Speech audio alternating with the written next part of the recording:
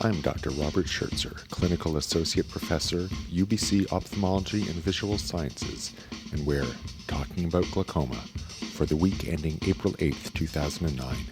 This week, I'm talking with Jeffery Henderer, the Dr. Edward Haggett Bedrosian Chair and Professor, Department of Ophthalmology, Temple University School of Medicine.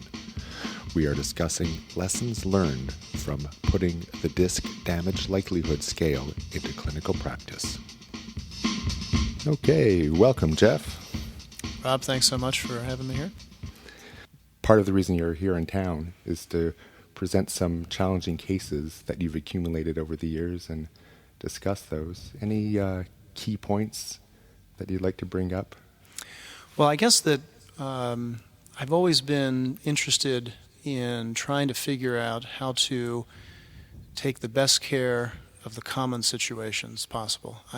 It's fascinating, of course, to study the unusual types of glaucomas, but honestly, day in and day out, it's bread and butter primary open-angle glaucoma that dominates your clinic. And if you're not an excellent caretaker of that type of patient, it's hard to know how you're going to make a living as a glaucoma specialist. So one of the things I've really tried to do, and this has been in conjunction with Dr. Spaeth at Wills as well as others at Wills, is to try and figure out, is it possible to get a handle on glaucomatous optic neuropathy in a way that might make it easier to identify earlier on in the disease and to perhaps make it a more effective sort of staging system to correlate better with visual field and hopefully give you a better way to examine the nerve. So do you find that you're using the disc damage likeliness scale?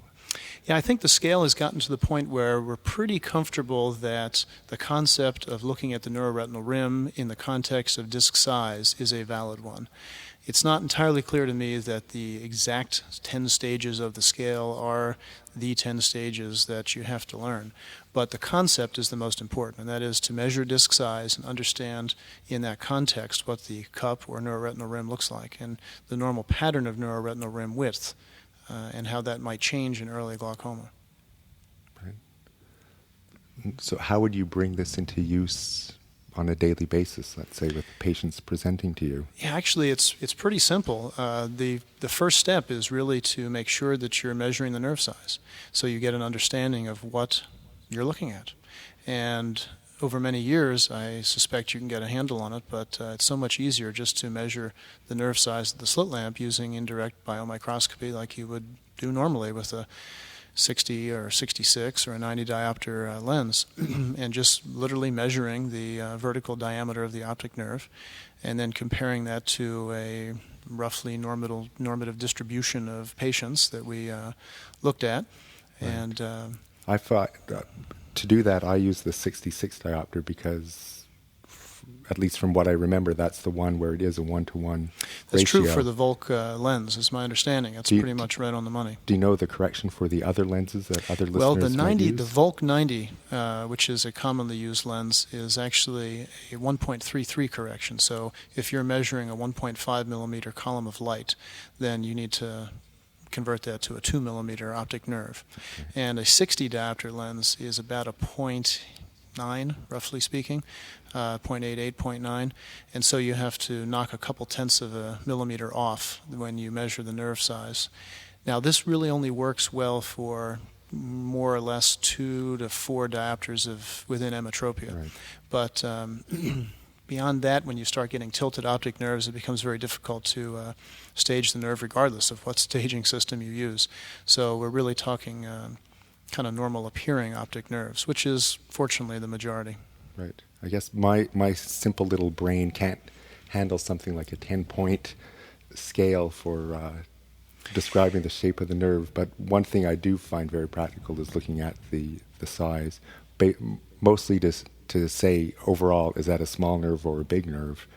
Right. I think that you are correct in that the 10 stages in the scale may not be the ironclad way to do it. But the concept of measuring disc size is what you're talking about, and that's the key. And then looking at the neuroretinal rim and not the cup, because really what you want to establish is whether or not there's loss of neuroretinal rim tissue. That's what glaucoma is. And if you have a focal notching of the rim, that may not cause an enlarged or particularly large cup disc ratio. And yet you have classic glaucomatous optic neuropathy. Right. And so you need to actually pay attention to that rim, and this rim disc ratio concept, I think, highlights to a better degree the narrowing of the rim as opposed to the cup. So we talked about the notching and the overall size. Any other points on the DDL scale? Well, I think that the staging system is kind of broken down into small, medium, and large nerves. So what is acceptable in a small nerve in terms of neuroretinal rim width or cup is actually quite different than what's acceptable in a large nerve.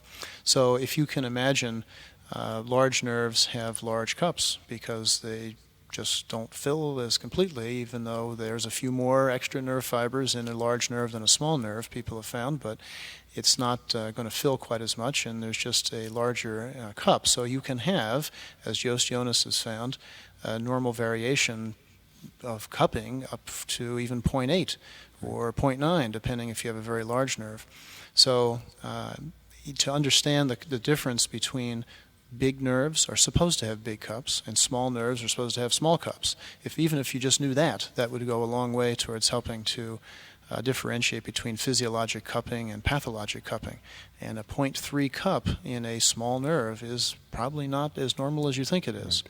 By the same token, a 0.7 cup or a 0.8 cup in a very large nerve is probably not abnormal. Then, of course, there's the pattern of neuroretinal rim width. And Elliot Werner, I think, coined the term isn't rule for the normal pattern of neuroretinal rim width, with the inferior neuroretinal rim supposed to be the widest area, followed by superior, followed by nasal, followed by temporal. And it's violations of that isn't rule that can really help you out in early disease. Right, and that's certainly a point we always try to make with the residents in training, how important that rule is. Yeah, that's really critical. So really, nerve size, focus on the rim, think about the isn't rule. If you can, look for nerve fiber layer defects, disc hemorrhages. If you can do those things, I think you'll have a pretty good handle on trying to identify glaucomatous optic neuropathy. Right, and again, paraphrasing Joost Jonas, he says to always basically presume there is a disc hemorrhage unless proven otherwise. Is proven. Yes. That's right. That's good advice. I think at Wills, Dr. Spaeth likes to say you only see what you look for, and you only look for what you know. Yeah. And honestly, there's probably never truer words were spoken, right? I mean, you just can't go into an optic nerve exam and blow it off. You probably can't expect to rely on optic nerve imaging with a machine to identify things like disc hemorrhages. It just doesn't work. You have to actually look at the optic nerve. Yeah. So it's sort of the opposite of what I had originally learned in medical school, where we were first thrown in with patients and told to interview them before we had much of a knowledge base, because they wanted to emphasize that anyone could take a good history, and knowing too much could bias how you take a history. But when it comes to the physical exam, we do have to know what we're looking for and to look for that. You're right, because there's only so many hours in the day and so many minutes you have at your disposal. And the reality is that you need a little checklist in your mind that you run through every time you look at the optic nerve or any other physical structure to see if how it stacks up to your understanding of normal. Right, and in terms of explaining that and how we do it as specialists and for us subspecialists, so much of it comes down to basically pattern recognition.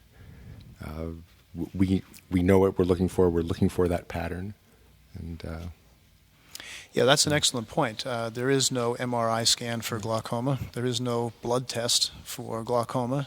Maybe there's genetic profiles that can be assembled that are likely to have glaucoma, and one day that may be very helpful. But honestly, a glaucomatous nerve is thought to be glaucoma because I was taught it was glaucoma, and that's been handed down through the generations, and that is an understanding of a pattern of optic nerve change that is typical of this disease, usually associated with interocular pressure problems or elevated pressure, but not always. Right. And it's important that you don't mistake glaucoma or miss glaucoma in the setting of a given level of interocular pressure. Even you can get glaucoma with normal pressures, and people miss that. By the same token, every day we see patients come in who are diagnosed with glaucoma who have elevated pressure but no optic neuropathy, and that's a different disease. Right.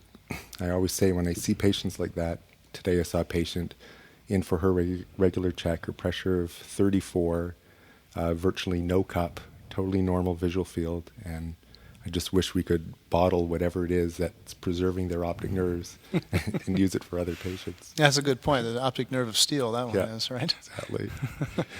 That's a good point. Now, corneal thickness plays a role there too, or at least some parameter that measures ocular hysteresis or something. Right. That, but it would be nice to know if there was something intrinsically special about that person's makeup that makes them resistant to the effects of pressure. Yeah.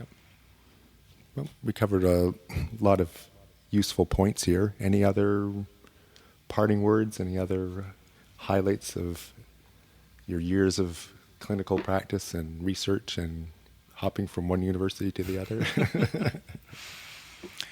Well, I think that in general, I've been very lucky in my career. I've had some wonderful people help teach me, and I've had the opportunity to be at a lot of great institutions. And I have to certainly thank those people at Bascom Palmer and at Wills and at Hopkins who helped me out. Thanks so much for talking with me today, Jeff. Talking About Glaucoma is produced twice each month by Dr. Robert Schertzer, Director of the West Coast Glaucoma Center in Vancouver, British Columbia, and Clinical Associate Professor, Ophthalmology and Visual Sciences, University of British Columbia. Please send your comments to podcast@iGuy.org. Check out our website at westcoastglaucoma.com and follow me on Twitter @RobSchertzer.